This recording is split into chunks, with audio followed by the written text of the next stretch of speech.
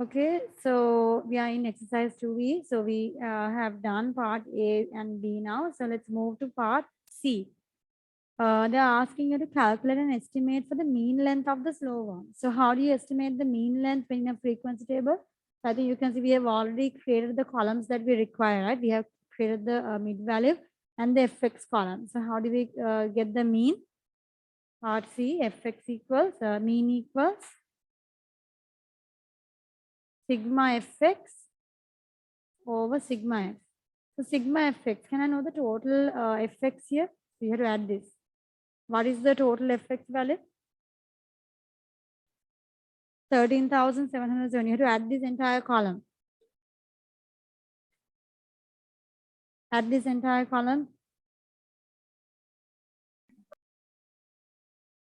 Yeah, so the answer is 13,707. And total frequency? Total frequency is 71 because we can clearly see cumulative frequency is at the end 71. Okay, so then mean sigma fx is 13,707 divided by 71, which is 193.056. So yeah, so we can give it to 3SF. How much is it? 193. If you are giving it to millimeters, if you give it to 3SF, you can give it to 1 dp. Okay, so depending on the question, yeah. Okay, then the next one, part D. Estimate the number of slow worms. Estimate the number of slow worms whose length is more than 1 interquartile range above the mean. What are they saying? They are asking you to estimate the length, estimate the number. So like you have the frequency gives the number, right? So they are asking how many slow worms are there whose lengths are more than whose length is more than 1 interquartile range. 1 interquartile range. So the length should be 1 interquartile range above the mean. Guys, do you understand what they are saying here? 1 interquartile range. 1 interquartile range above the mean. Above the mean means now mean is x bar, right? Normally we denote mean by x bar. Did I tell you? So 1 interquartile range, this 1 IQR value, it should be greater 1 IQR greater than the x bar, isn't it? So for x bar, okay, so 1 IQR, 1 interquartile range above the x bar. Okay.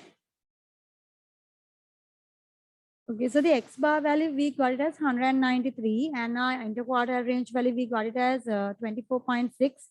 So over here, though it's 3SF, you can see there is one decimal place for 24.6. So I thought of getting the answer here also with 1 dp so that we can add the decimal places also, right? Because when you're adding, so 193.1 is the answer if you give the x bar to 1 dp. And 24.6 is the answer if you give it to 1 dp. The reason is when you're adding, you need the decimal places also, right? When you're adding, so that's why I went for 1 dp over here. Okay, so just make it consistent. If you are using the interquartile range to 2 dp, make the x bar also to 2 dp. Okay, make it consistent. Okay, so over here, can I know the addition? 193.1 plus 24.6 is 217.6. 217.6. 17.65. Okay, it goes like this. 217.7. Okay, so we get 217.7. Okay, sorry, 217.7 is the answer. Okay, now what is the question? Now what is the what do you need to do here? They are asking you how many slow worms are actually what? Exceeding this length. How many slow worms will exceed the length 217.7 millimeters? So look at the table. Have a look at the table. I think you can see where do you get the length 217.7. I think you can see 217.7 is in the very last group, isn't it? The last group 214.5 to 229.5. Now you do realize between 214.5 to 229.5 there are 10 slow worms, isn't it? Between 214.5 to 229.5 there are 10 slow worms. I want to know, what do I need to know here? What do we need to know? We need to know how many slow worms are actually what? Are more than 217.7, right? So basically I want to know how now I know the group ends at 229.5. So I want to know how many slow worms are there between 217.7 to 229.5. That's what I want to find here. So I want to know out of this 10, I know this entire group has 10. So out of this 10, how many will be there between 217.7 to 229.5? Are you with me? So let's do that. Okay, let's draw. We are going to obviously going to do interpolation again. We are obviously going to do interpolation again. Can I know the two class boundaries? The two class boundaries were 214.5 and 229.5. And the place that I'm interested here, the place that I want to find here is 217.7. Are you with me? So what I really want to know here is how many worms are there in this category? Like how many are there in this category? Are you with me? I know this entire category has how many worms? I know the full category has. There are how many altogether? There are how many altogether? There are 10. Okay, so I want to know how many are there only in that category alone. I know this entire group has 10, but how many are there in this part alone? That is the question. That is the question that we need to answer here. Okay. So what you can do here is, when it comes to, we are definitely going to go for interpolation. So I'm going to interpolate and find how many worms are there in this category. Okay, so how do I use interpolation? So what are the, at the top, we mark the class boundaries, and at the bottom, what do we usually mark? We mark the cumulative frequency. Do you recall? We mark the cumulative frequency. Can I know the cumulative frequency corresponding to 229.5? For 229.5 kids, what is the cumulative frequency? For 229.5, the cumulative frequency is 71. Remember, this value corresponds with this cumulative frequency. 229.5 corresponds with the cumulative frequency 71. So this is 71, guys. And can I know the cumulative frequency corresponding to 214.5? So 214.5, you do realize 214.5 is over here. Do you see? The cumulative frequency corresponding to that is 61. Do you see? So this is 61. And I think you can see 61 to 71 in between. The difference is 10. Can you see the difference is 10? So I actually want to know. Okay, so if you use this value as, let's say this value is n. Actually, I don't need to find n here. What do I really need to find? I need to find this gap, isn't it? I want to find this gap. If you want, instead of using this as n, okay, instead of going for n here, you could take this gap as n, guys. You could take this instead of like getting the individual cumulative frequency here. We can take this gap value as 10. Are you with me? Take the gap value because I want to know how many worms are there in between this gap, right? So what you do is now take the cumulative, let's go for the interpolation. So how do you interpolate? How do you interpolate? Shall we break the traditional method and do? So what am I going to do? Just check. I'm going to take the gap like this now. Okay, we can take these gaps in any way we wish as long as we use the same ratios on the other side. Look what I'm talking about here. I'm going to take the gaps like this. I'll say 229.5 minus 217.7. Traditionally I take these two guys, right? 217.7 minus 214.5. That's what we did earlier. But now I'll take 229.5 over 217.7. Why am I taking that? Because at the bottom, that's the gap that I want. Over what? Over, I'll be taking 229.5 minus 214.5. So I took this gap over the big gap. Then this should be corresponding from the cumulative frequency. What do you do?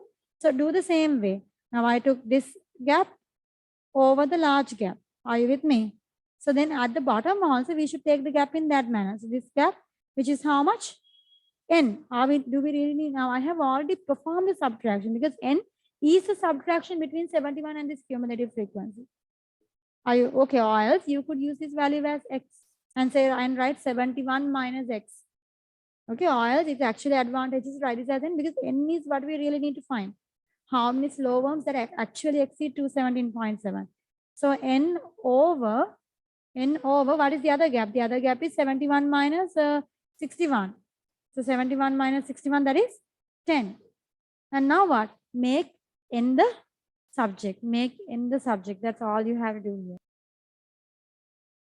Okay, so you can see I have, typed this in the cal. So I get here when when I type this 59 over 75, which I should then multiply by 10. The 10 comes as a multiplication. So times 10, and we get the answer 7.8666. So which means it's 7.87 roughly. So actually n is 7.87. So what they're saying here is inside this category. So there are 7.87 worms. Do you get it? Because I am getting the number of worms in this category. There are 7.87 worms. So now, when you're giving the number of worms, you need to give it as a exact, a whole number. So 7.87, are you going to round it up and say 8? Because if you do say 8, the thing is you are supposed to have 7.87. So you need to see how many complete whole numbers, whole values are there inside. So if you take 8, you will actually be jumping this boundary, isn't it? So in that case, to have the complete whole number inside the boundary, you must choose the answer as 7 to be inside the limits 217.7 and 229.5. If you choose 8, you are actually jumping this boundary and going a little bit behind. So you must choose. Write the answer as what? There are 7 slow worms. There are 7 slow worms in this category. Okay. Okay, so next I'll be doing question number 2. The table shows the monthly income for workers in a factory. So monthly income in dollars and the frequency is given. Calculate the 34% to 66% interpercentile range. Let's calculate the interpercentile range. Okay. So how do we calculate the interpercentile range? So before we go, to calculate the interpercentile range, obviously you can see here the data is discrete or continuous. We are working with continuous data. As you can see, there are groups over here. So it's continuous data. So to find the interpercentile range or to find particular percentiles, you must use what method? We have to go for, we have to use the interpolation method. Okay, so to use interpolation, let's first get the cumulative frequencies. You can see I have drawn the table over here. Let's get the cumulative frequencies. So first one is 3 plus 24, 27 plus 28, 55 plus 15, 70. So this is the cumulative frequency. Now let's go for the, before finding the interpercentile range, you'll have to find the individual percentile. So what is the first one? 5%, P5, right? So PX, the 5th percentile is P5, right? Do you recall? So we did this over here, the percentiles, right?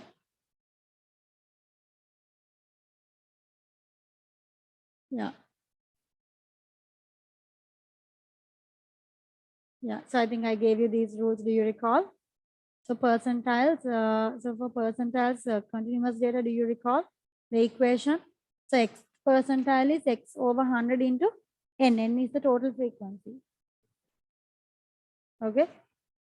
So over here, sorry, we are supposed to find 34%. I'm sorry, I was doing the third question. Yeah. So we are supposed to find 34% percentile. So 34, P34. So P34, according to the formula I showed you, it's 34%, 34 over 100 into N. N here represents the total frequency. N represents the total frequency. What's the total frequency when you add everything? It's 70. And you remember, I guess, as per the rule, so after you get the value, what are you supposed to do here? You must use interpolation. You must use interpolation for continuous data. So let's use interpolation.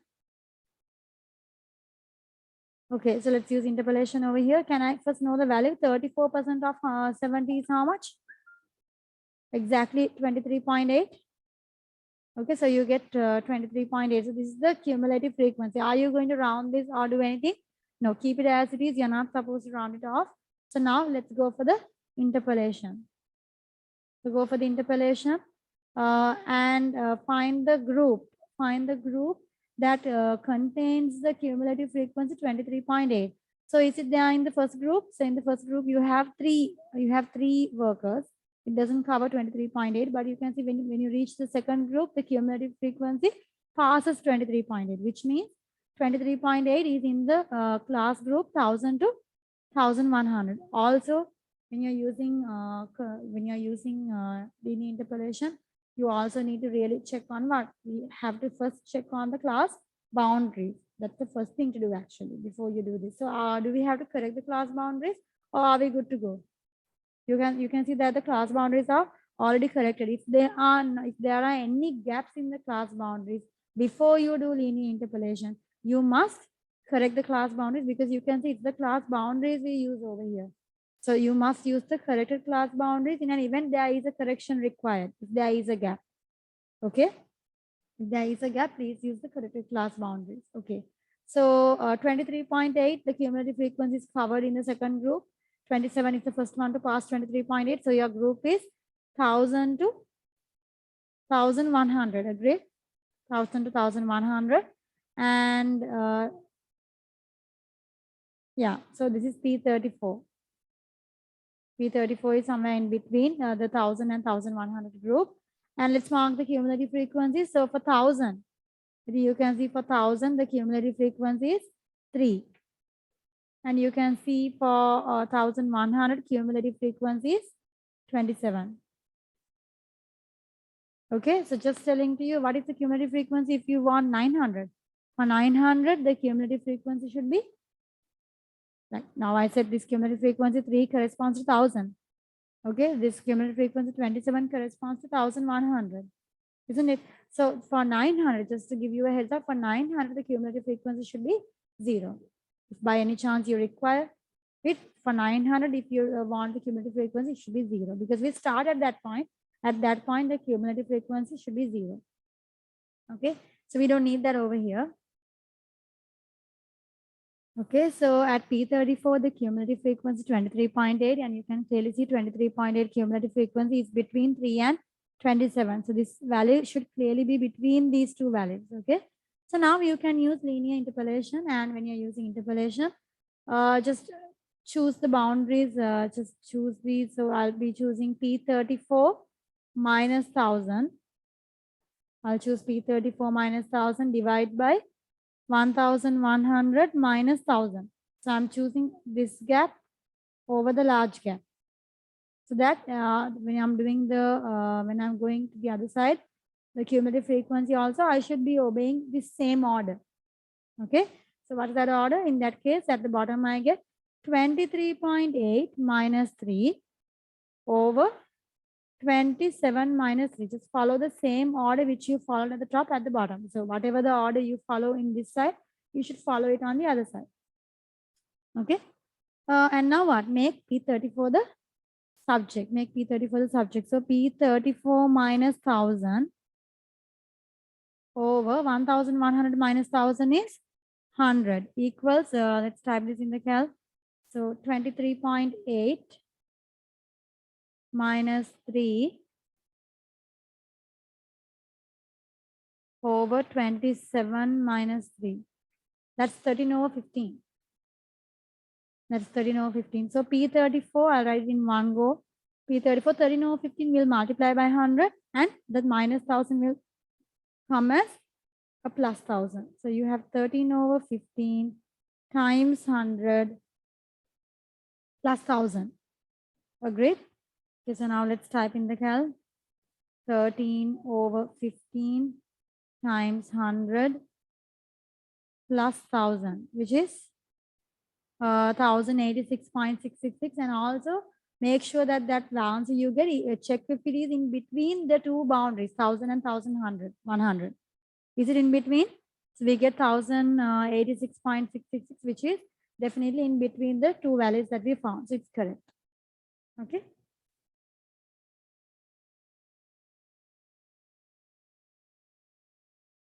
So $1,086.7, right? You are finding the income. So this is the 34th percentile, the income that comes in dollars. Okay.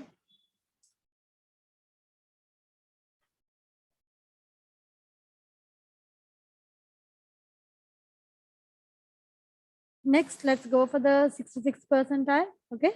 So how do we get the 66th percentile? P66 is 66% of N. So how much is our N? Total frequency 70. Can I know the value? 66% of 70 is 46.2. Okay, now let's go for the interpolation. So 46.2 cumulative frequency falls in which interval? So 3 doesn't pass 46.2. Check the cumulative frequency. 27 does not exceed. 55 is the first cumulative frequency to exceed 46.2. Therefore, the P66 is in the group 1100 to 1200. Okay. Okay. So now mark the cumulative frequencies corresponding to 1200 and 1100. For 1200, the corresponding cumulative frequency is 55. For 1100, the corresponding cumulative frequency is 27. Okay, so for P66, the cumulative frequency we got is 46.2. Okay, so time to apply interpolation. P66 minus 1100 over 1200 minus 1100 equals to, apply go in the same order, 46.2 minus 27 divided by 55 minus 27. So let's get the answer. P66 minus 1100 divided by 1200 minus 1100 is 100. Equals on the other side, when you type this in the cal, 46.2 minus 27. 46.2 minus 27 over, you need to type this first, over 55 minus 27, that is 24 over 35. So final steps, 66th percentile is 24 over 35 times 100 plus 1100. So get the 66th percentile also to 1 dB. How much is it? $1,168.6. And then they want us to find the interpercentile range. Normally, sometimes in the exam, they would give you the required significance. So here I'm taking it to, I'll be taking it at the end to, yeah. So we have taken to around 5 SF here, right? 1 dP. Okay. Shall we make it to 2 dP to get the final answer correct to 1 dP? Yeah, let's get the answers of both of them correct to 2 dP. And then let's get the interpercentile range correct to 1 dP. So how much is it? 1168.57. And the other one, because we are going to find the interpercentile range, right? So we're going to subtract 1086 point, I think it was 67. Yeah, it was a recurring figure. Okay. So I just corrected them to 2 dP. So now let's get the interpercentile range. So interpercentile range. How do you get the interpercentile range? In interquartile range, you subtract the 2 quarters. In interpercentile range, we subtract the 2 percentiles, P66 minus P34. Okay. P66 is 1168.57. P34 is 1086.67. Subtract how much is the interpercentile range for the income? 81.9. Correct to 1 dP. Yeah, the 7 cancels out actually. 81.9. Okay, so this is how you get the interpercentile range. Okay, then moving on to part B, they say estimate the number of data values. When you see estimate the number of data values that fall within this range. So within this interpercentile range, between what? Between P34 to actually P66, how many data points are actually falling in between them? How do you find this? Okay. So how do we estimate the number of data values that fall within the interpercentile range? So basically we found over here, I think you can see, I want to see how many data points are there between 34th percentile and 66th percentile. From these, we have 70 data points, right? Altogether, there are 70 data points for the total frequency. Out of these 70 points, how many of these data points actually fall between these two percentiles. So what we do here is for P34, we actually know the cumulative frequency value, isn't it? P34 corresponds to the cumulative frequency 23.8. And P66 corresponds to the cumulative frequency. What was it? P66 corresponds to the cumulative frequency 46.2. It corresponds to the cumulative frequency 46.2. So basically, I want how many data points are in between, right? So all you have to do to get the data points in between is what? Simply do subtract. Okay, so 46.2 minus 23.8. How much is it? 22.4. So this many data points are there in between this. So when you see the data points, you cannot give it as a decimal because we need the number of how many, the frequency should be an exact figure, right? So we are saying data points. So data points are individual figures. So you cannot be having 0.4. So how many individual data figures are there between these two? So if it's 22.4, you cannot round it up and say it's 23 because then it will exceed the amount in this. So give the exact amount that you can take take the whole number amount you can take that fits inside the range, which is how many? 22 data points. So you can say take 22 data points fit inside the range.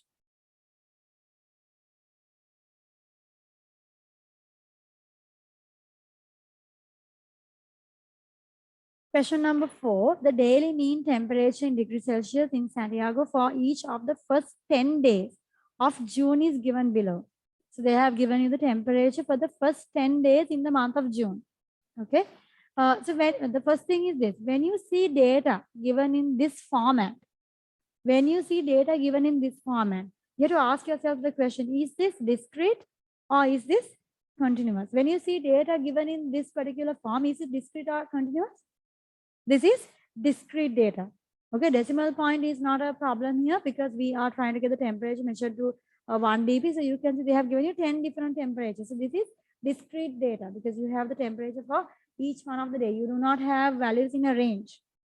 Okay, discrete data. So when you are finding discrete data, before you find anything else, before you go for median or interquartile range, what's the first thing you must do when it comes to discrete data? You must arrange in ascending order. Okay, let's arrange this in ascending order. So who is the smallest? 9.4. Let's arrange 9.4. Next. 10.3. Next. Again 10.3. 10.6. 10.9. 12.1. 12.4, 12.7, 13.2, 13.2, and 14.3. So I think we have written all 10 data points. 1, 2, 3, 4, 5, 6, 7, 8, 9, 10.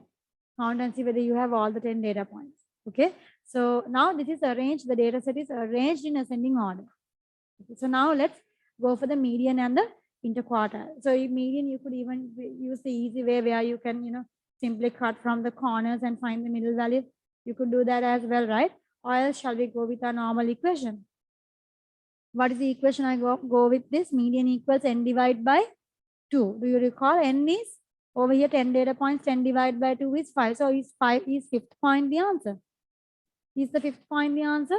No, I gave you the rule very clearly for percentiles and for median. So I think you can see Q2 median is, if this is a whole number, take the midpoint of this term and the term above. Do you see? Do you recall the rule? In discrete data, first arrange data in ascending order. And when you apply these quartiles rules, if you get a whole number, you must take the midpoint of that answer you got and the term above it. Can you see? Okay, so then shall we apply that rule? So applying that rule over here, so it's not the fifth term. You must take the midpoint of fifth and the term above it is sixth. Fifth plus 6 you divide by 2 to actually get the midpoint. So who is the fifth term? 1, 2, 3, 4, 5. Fifth term is 10.9. Sixth term is 12.1. 10.9 plus 12.1, you add and divide by 2. How much is the median? So your median or Q2 is 11.5. Also, let's go for what do they want? They also want the interquartile range. How do you get the interquartile range? Interquartile range is Q3 minus Q1. How do you get Q3 minus Q1? So let's get Q1 is n divided by 4. So, okay, so let's get n divided by 4. So n is 10. So yeah, 10 divided by 4, which is how much? 2.5. So 2.5. When it comes to the 2.5th term, so you do recall once again, what do we do when we have a decimal figure? If the answer is a decimal, if the answer is a decimal, round the number up. Always you go for the larger figure. Okay, so you round the number up. So when you round the number up 2.5, the answer is the third term. So what's the third term here? First, second, third. The third term is 10.3. This one, 10.3. So write separately Q1 equals 10.3. All right, and then let's go for the Q3 upper quartile is 3n over 4. So 3 times n is 10 divided by 4, which is how much? 30 divided by 4 is 7.5. So again, it's a decimal figure, which means you must round up. The answer is the 8th term. Who is the 8th term? 1, 2, 3, 4, 5, 6, 7. 8th term is 12.7. 12.7. So Q3 is 12.7. I think the question they ask us to get the interquartile range. So what is the interquartile range? Interquartile range is Q3 minus Q1. So Q3 is 12.7 minus Q1 is 10.3. The answer is 2.4. So interquartile range answer is 2.4. And if you check the unit, so give the unit. This is in what? Degrees Celsius. It's in degrees Celsius. So therefore your answer must be, so this median, even the median you get here is in degrees Celsius. Okay, so these all of these are in degrees Celsius. So give the units. Okay. Next part, they say the median daily mean temperature in Santiago during the first 10 days of May was 9.9 degrees Celsius and the interquartile range was 3.9. Okay, so over here in part A, they gave us the temperature for the first 10 days in June. So we found the median and interquartile range for the first 10 days in June. And now they have given us the mean and the median and the interquartile range for the first 10 days of May. And they're asking us to what? Compare the data for May with the data for June. So basically give a comparison. Okay, so let's give a quick comparison. Okay, so first let's write down all the information. Okay, so you can see I have written all the summary of all the data that we have at this point. The first 10 days of June and the first 10 days of May, median and interquartile range are given. So now, so first let's talk about the median. So when you check the median gives the kind of like the middle or the average kind of like, you can see it's a measure of location, isn't it? You remember median and interquartile range. Interquartile range is a measure of spread. Median is a measure of location. So when it comes to this, when you check the temperature, so how do you see the median temperature? Which month is comparatively hotter? Because median can actually give you which one was the temp. Yeah, so you can see the month of June has a higher median because it's a measure of location, isn't it? So this can give you, this tells you that, okay, the month, you can say here the month of June was having the median temperature is higher compared to the month of May, isn't it? So the median temperature of June is higher than that of May. So that is one comparison that you could do, that is as a measure of location. Okay, so let's write that down. Okay, then what about the interquartile range? Now, are you going to say for interquartile range, the interquartile range in May is higher than that in June? No, that doesn't make sense because we need to give it in a more understanding context. Okay, median, of course, we can say like the median temperature. This makes sense, right? the kind of like an average temperature, the median temperature in June is higher. That we can give it as a statement. But what about the interquartile range? What does interquartile range actually give you? It shows you the measure of spread, right? Like how much your data is varying. The interquartile range gives you like the spread of your data. Okay, so basically this interquartile range shows you how much your data is spreading around the median, because you do realize interquartile range Q3 minus Q1, the middle of it is Q2, right? So which means this shows how much your data is spread around the median, isn't it? How much your data is spread around the median. Now you can see in the month of May, you can see what the interquartile range is higher. If the interquartile range is high, it means your data is having a higher variation, isn't it? So there's a higher spread around the median. There's a higher spread. There's a higher variation. Means your temperature is what? Like, is it consistent or is it having more variations? There are more variations. Remember, if the interquartile range is smaller, then it's consistent within the range. But if it is larger, then you have a higher variation in the temperatures. Do you see? So the temperature is more varying, or the temperature is more varying in the month of May compared to that in June. So in whatever the temperature variations you had in June, the temperature variations you have in May is higher compared to that in June. Is that clear? Okay, so we'll write that down as well. The temperature variation in May is higher than that in June. So that's what you can say about the interquartile range. Okay. Okay, so let's go for part C now. The 10% to 90% interpercentile range for the daily mean temperature in Santiago during July. So this is a completely new month now. So we're talking about July, and in July they have given you the interpercentile range from 10% to 90%. The interpercentile range between 10% and 90% is 5.4 degrees Celsius. They are asking you estimate the number of days in July on which the daily mean temperature fell within this range. So they are asking you in the month of July, how many days are falling to this interpercentile range. Are you with me? So estimate the number of days in July in which the daily mean temperature. Now daily mean temperature is what they give over here. So month of July. So month of July, so every day in July they measure the temperature, and they have given you the day, and they have given you the interpercentile range from 10% to 90%. The interpercentile range is 5.4 degrees Celsius. They are asking you how many days in July will actually fall to this range. Okay, so how do we do that? Okay, so to get the 10% and 90% interpercentile range in the month of July, so you know each day represents a single data point, which means there are how many data points? Month of July has 31 days. So 31 days means there are 31 data points. So you can get the P10. P10 is what? So 10%. 10% of 31 data points. 10% of 31. How much is the answer? 3.1. So remember, this is 3.1. Now, I'm not trying to, go for any methods. You need to realize that this answer here you get is the kind of like the cumulative frequency. Do you recall? This is the cumulative frequency. And also you can get P90. So 90% into 31, which is 27.9. So that is the cumulative frequency. So until 90%, you cover 27.9 data points. Until 10%, you cover 3.1 data points. So I want to see how many data points fall within these two. So number of data points within these two, what do I have to do? So how many data points are there? You just have to subtract the two cumulative frequency. Do we need to find the actual P10 or actual P90?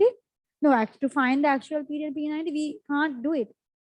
Right? We can't do it because we do not have the data set. We do not have the data set in July. So we cannot even find it, right?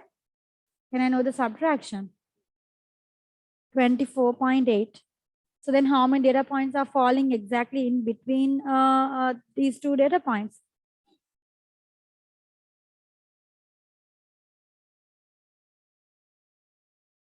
Okay, so we can see we have how many data points within the range? 24 data points. We can have 24 data points. Okay, or else you could even say now, since we are working with discrete data, you are working with discrete data, right? You could even take this as 3.1 means you round up, isn't it? Because we're going for discrete, it's the fourth data point. And P90 27.9 means when you round up, it's the 28th data point. You know, you're supposed to round up. So 4th point, 28th point. So in between, how many points are there? 28 minus 4, and you get exactly 24 points. So exactly there are 24 points between the two, in the 90th percentile. And actually you can see this 5.4 degrees Celsius was not exactly needed. It's not needed because we are calculating the number of days and we do not know any of the individual data points. So we just have to go with the cumulative frequencies here. Okay.